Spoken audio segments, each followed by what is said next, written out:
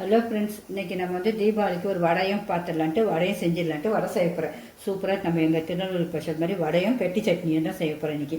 உங்களுக்கு சூப்பராக வடைக்கு வந்து ஃபஸ்ட்டு நம்ம ஊற வச்சுருவோம். நம்ம வந்து இட்லி பார்த்தோம், பிஸ்னஸ் பிள்ளைங்களுக்குலாம் இட்லி தெரியாது, அப்புறம் புது தம்பதிகளுக்கும் இட்லி ஊற வைக்கிறோம். இட்லி பார்த்தோம், சரி உளுந்து வடையும் போட்டு அவங்க தீபாவளிக்கு வடையும் செஞ்சு சாப்பிட்ருவாங்க சூப்பராக. பிள்ளைங்க சுழியம் போட்டிருக்கோம், பலகாரம் போட்டிருக்கோம், எல்லாமே என் லிங்கில் போய் பாருங்கள் கண்டிப்பாக. இந்த ஒரு கப்பு ஃபுல்லாக உளுந்து எடுத்து வச்சுருக்கேன். அதுக்கு ஒரு ஏனத்தில் நல்லா அகலமான ஏனத்தில் போட்டுருங்க. 4 வாட்டி நல்லா கழுவிட்டு அப்புறம் இப்படி ஒரு தண்ணி ஃபுல்லாக ஊற்றி வச்சுருங்க. ஒரு சொம்பு, சின்ன சொம்பு ஃபுல்லாக இந்த அளவு முழுகிற அளவு தண்ணி இருக்கணும். நல்லா கழுவிடுங்க. 4 வாட்டி 5 வாட்டி கழுவிட்டு அப்படியே மூடி ஒரு தட்டு போட்டு மூடி ஒரு 1 ஹவர் வச்சுருங்க. அப்படியே 1 ஹவர் வச்சோடனே வச்சுட்டு நம்ம அரைப்போம். கட்டியாக தான் அரைக்கணும், தண்ணி ஊற்றவே கூடாது. நல்லா ஊறிந்தால் வடை அவ்வளோ ஸ்பாஞ்சாக நல்லா அழகாக புசு புசுன்னு வரும்.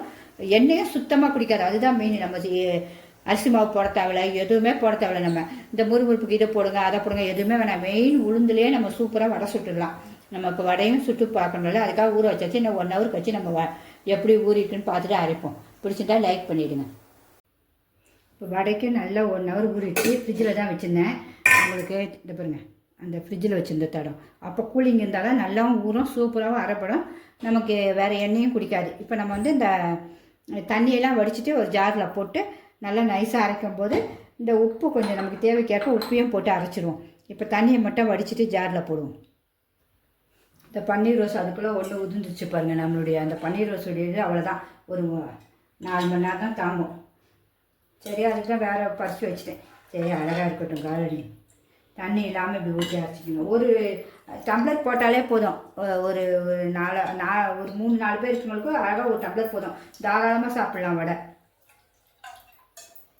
சுத்தமாக தண்ணி வேண்டாம். வேணுன்னா அந்த டைம் நம்ம லைட்டாக தெளித்து அரைச்சிப்போம்.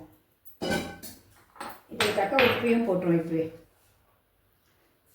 டேஸ்ட்டுக்கு அவ்வளோதான். இப்போ அரைச்சிடுவோம்.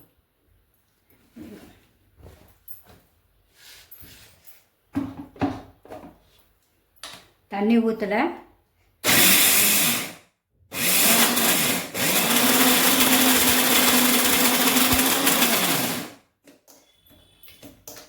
இப்போ வேணுன்னா லைட்டாக தெளிச்சிக்கணும். தண்ணியே இருக்க ஆக மட்டும் இது பண்ண இன்னும் கொஞ்சம் தெளிச்சுட்டு அரைச்சிடுவோம். இந்த பேருக்கு இவ்வளோ தான் எடுக்கிறேன். அதுலேயும் கொஞ்சம் தான் ஊற்ற போகிறேன் பாருங்கள். அதுலேயும் மீதி இருக்குது.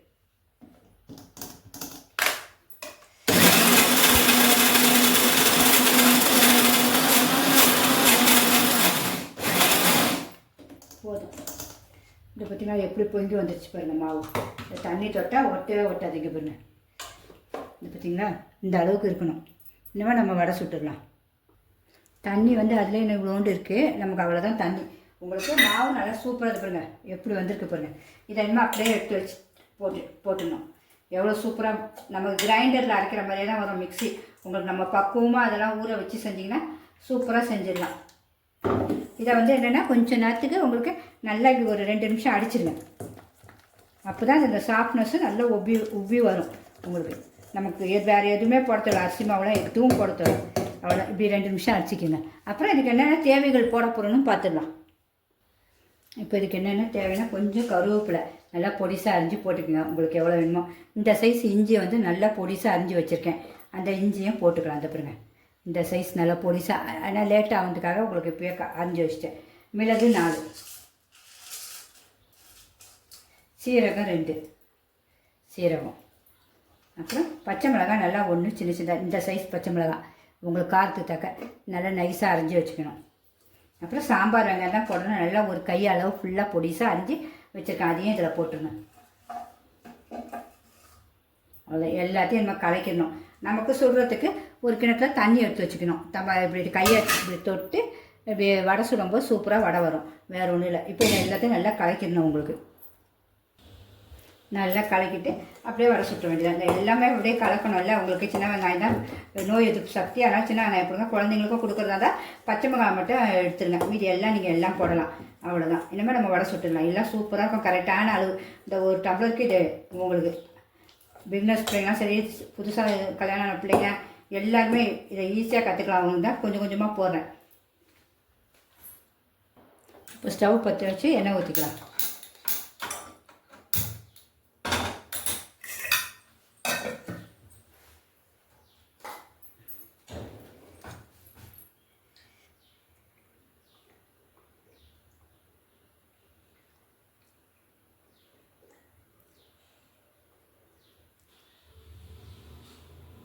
நம்ம சட்டி காயட்டும்.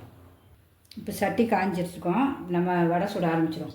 தண்ணி தொட்டிட்டு இந்த இப்படி நல்லா அந்த மாவு கரெக்டான பக்குவம்னா உங்களுக்கு சூப்பராக வரும். இந்த பாருங்க, இப்படி எடுத்துகிட்டு இப்படி வச்சு அவ்வளோதான் போட்டுடணும்.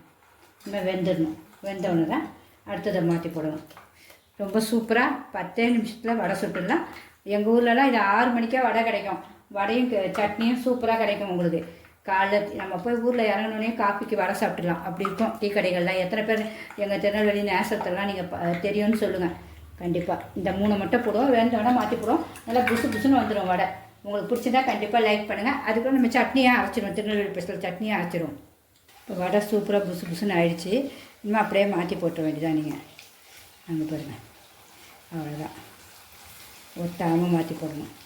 கலர் மாறணுன்னு அப்புறம் திருப்பி ஸ்லோவில் எவ்வளோ பெருசுக்கு வந்துட்டு பாருங்கள் வடை. அதுதான் பக்குவம். நமக்கு நல்லா மொறு மொறுன்னு இருக்கும். சூப்பராக இருக்கும் வடை. கிறிஸ்பியாக இருக்கும் சாப்பிடையே. உங்களுக்கு தெரிஞ்ச நான் வந்து எண்ணெய் முங்குற அளவுலாம் வைக்கல. ஏன்னா லிமிட்டாக தான் வச்சுருக்கேன். எண்ணெய் மறுபடியும் யூஸ் பண்ண மாட்டேன். அந்த எண்ணெயை எல்லாமே பார்த்து செய்கிறதுனால இந்த வடை மட்டும் எவ்வளோ சூப்பராக இருக்கும். நம்ம எவ்வளோண்டா போட்டோம் எவ்வளோ பெருசாக இருக்குன்னு மட்டும் பாருங்கள். அதுக்குள்ள நம்ம சட்னிக்கு ரெடி பண்ணிடலாம். இப்போ மாற்றி போட்டுருவோம். மறுபடியும் வடை எவ்வளோ சூப்பராக வந்துடுச்சு பாருங்கள்.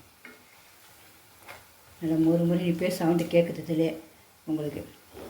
இது வெந்தோடனே நம்ம அப்படியே எடுத்துகிட்டு இப்போ அடுத்த செட்டை போட்டுருவோம். இங்கே பாருங்கள், நம்ம வடை எண்ணெய் குடிச்சிருக்கான்னு மட்டும் நீங்கள் பாருங்கள். எவ்வளோ சூப்பராக இருக்குது பாருங்கள். எண்ணெய் சுத்தமாக குடிக்காது. இங்கே பாருங்கள், சுத்தமாக எண்ணெய் குடிக்காது. அவ்வளோ சாஃப்ட்னஸ் இருக்கும் வடை. இன்னும் அடுத்ததே எல்லாத்தையும் இதுமாரியே சுட்டுரும்.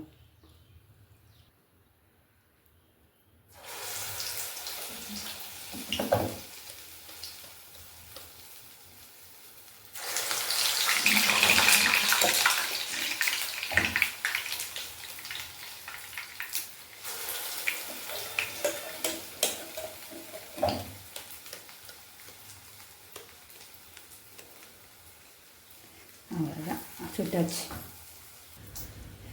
வடை வெந்துட்டுருக்கு உங்களுக்கு. அதுக்குள்ளே எங்கள் ஊர் சட்னியும் தொகையிலும் காட்டிடுறேன் பாருங்கள். நல்லா ஒரு தேங்காய் ஒரு சின்ன இவ்வளோண்டு எடுத்து வச்சுருக்கேன். தேங்காய் ஒரு பெரிய அளவு தேங்காய் எடுத்து வச்சுருக்கேன். அதுக்கு ஒரு சின்ன கைக்கு இவ்வளோண்டு உடச்ச கடலை, ஒரே ஒரு சின்ன வெங்காயம், ஒரு சீரகம், இவ்வளோண்டு புளி, கருவேப்பிலை 2 போட்டு அரைப்போம். உப்பு லாஸ்ட்டில் சீரகம் போட்டு அரைக்கணும். பச்சை மிளகாய் 2 போடுவோம். மறந்துட்டேன், இந்த எடுத்து வந்துடுறேன். இந்த பச்சை மிளகாவும் 3. ஏன்னா காரம் இருந்தாலும் சூப்பராக இருக்கும். எங்கள் ஊரில் நல்ல காரசாரமாக இருக்கும் இந்த சட்னி. இனிமேல் இது எல்லாத்தையும் அப்படியே ஒரு செகண்டு அப்படியே அரைச்சிட வேண்டியது. அவ்வளோ சீரகம் மட்டும் தான் நம்ம லாஸ்ட்டில் போட போகிறோம். உங்களுக்கு அப்படியே ஒரு அரைச்சிட்டு தாளிச்சிட போகிறோம். அவ்வளோதான். உப்பு. இந்த வடையும் எல்லாம் சூப்பராக நல்லா வெந்துருச்சு. இது கொஞ்சம் எடுத்தாச்சு. எவ்வளோ சூப்பராக இருக்குது பாருங்கள். எண்ணெய் சுத்தமாக பிடிக்காது உங்களுக்கு.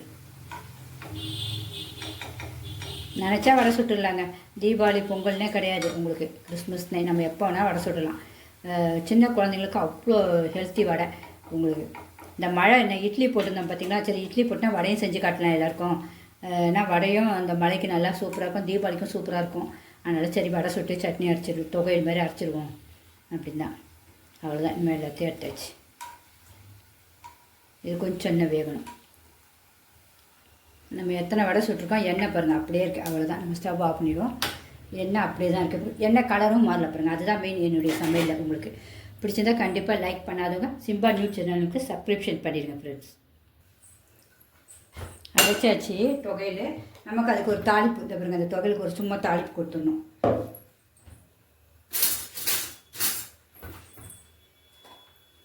ஒரே ஒரு ஸ்பூன் எண்ணெய் ஊற்றிக்கலாம் தாளிப்புக்கு.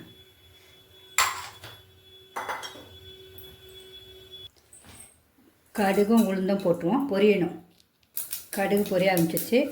காஞ்ச மிளகாவும் சீரகத்தையும் போட்டுருவோம்.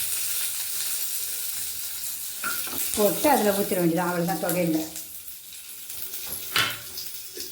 எங்கள் ஊர் சட்னியும் ரெடி ஆகிடுச்சு. இனிமேல் தாளித்து இப்படியே ஊற்றிட வேண்டியதான். மேலே என்ன சூப்பராக இருக்குங்க.